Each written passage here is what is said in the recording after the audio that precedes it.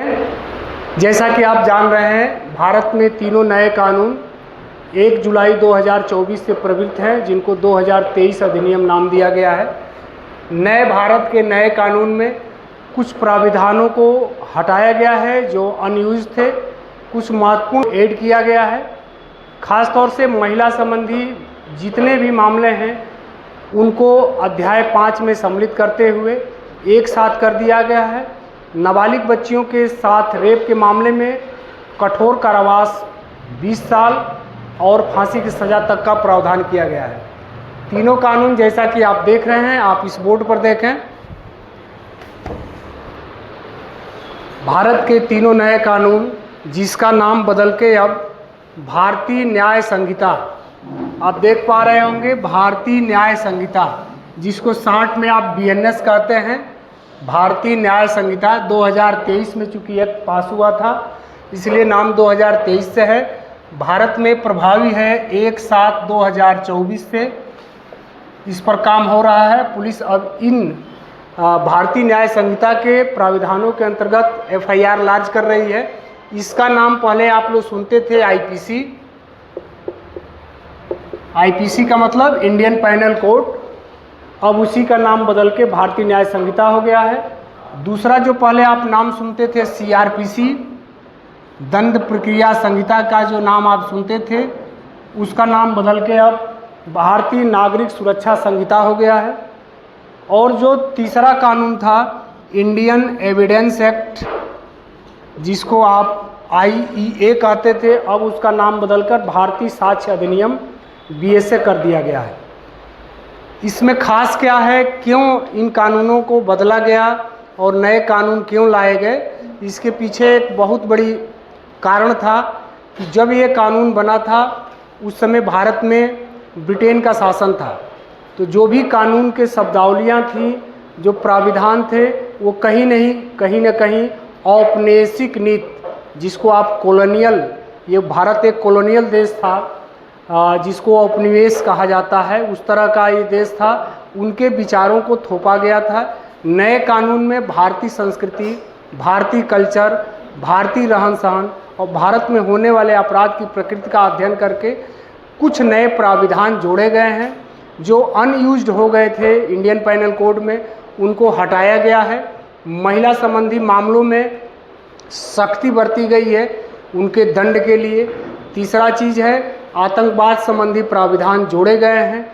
चौथा चीज़ है कुछ ऐसे लोग जो बहुत जल्दी ही धनी हो जाते हैं, अपने अवैध अपराधों में लिप्त होकर, अवैध कार्यों में लिप्त होकर, ऐसे लोगों के लिए विशेष व्यवस्था 107 के अंतर्गत किया गया है कि उनके संपत्तियों को कैसे हम कुर्क करेंगे बिना FIR के भी। और इस तरह के बहुत सारे नए चीज़ प्रावधान। एक मॉब लिंचिंग का मामला आता था, भीड़ इकट्ठा होकर लोगों को मार डालती थी, इसका प्राविधान नया जोड़ा गया है कि 1 आदमी, 2 आदमी, 5 आदमी अगर हत्या कर रहे हैं उसकी सज़ा का प्राविधान अलग है। लेकिन जहाँ पर मॉब लिंचिंग हो जा रही है, भीड़ एकत्रित होकर किसी व्यक्ति को मार दे रही है, उसके अलग प्राविधान को जो पहले कानून में नहीं था उसको ऐड किया गया है। उसी प्रकार से हम भारतीय नागरिक सुरक्षा संहिता में भी इसको व्यापकता प्रदान किया गया है। न्यायालय चार्जशीट हम लोग लगाते हैं, तुरंत सम्मन वारंट जारी होने लगता है और प्रक्रिया शुरू हो जाती है। तो इसमें विशेष प्रावधान दिया गया है। फॉरेंसिक्स जो एविडेंस होते हैं उसके महत्व को रेखांकित किया गया है। जो इलेक्ट्रॉनिक एविडेंस हैं उनके महत्व को रेखांकित किया गया है कि ये विवेचना में शामिल करना है। तो डिजिटल एविडेंस, इलेक्ट्रॉनिक एविडेंस और फॉरेंसिक एविडेंस, इसके महत्व को ज़्यादा ही किया गया है।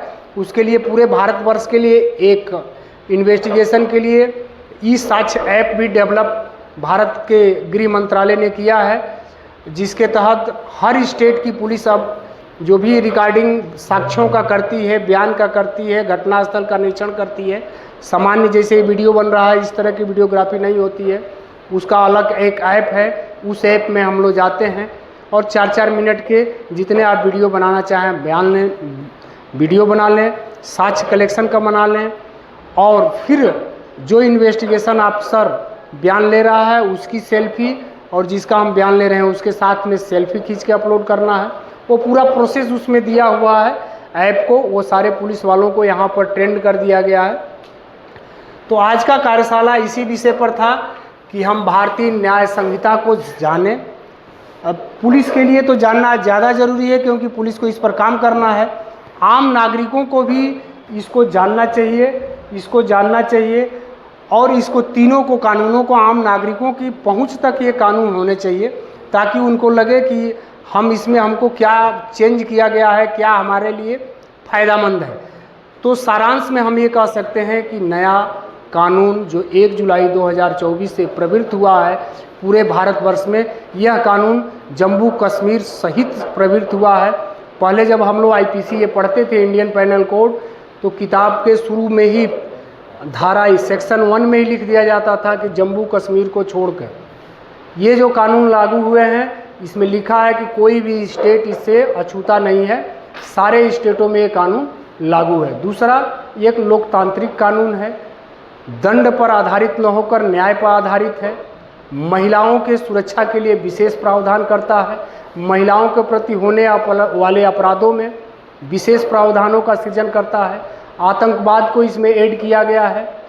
इसमें साथ साथ जो 9 धनाढ्य व्यक्ति हैं उनको कैसे अंकुश लगाना है, उनको ऐड किया गया है। बहुत सारी चीज़ें हैं जो इसमें ऐड हुई है। तो हर नागरिक को, भारतीय नागरिक को इन कानूनों को जानना चाहिए। आपने बड़े धैर्य से इस कार्यशाला को सुना, इसके लिए आप लोगों को बहुत बहुत धन्यवाद। Thank you.